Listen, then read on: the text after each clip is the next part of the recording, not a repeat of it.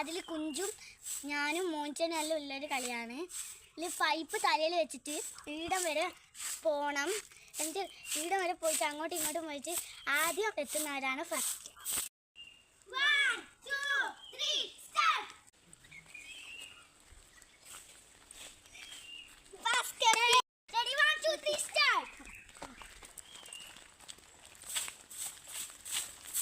ഭയങ്കരം തന്നെ കേട്ടോ. അപ്പൊ ജയിച്ചിരിക്കുന്നു.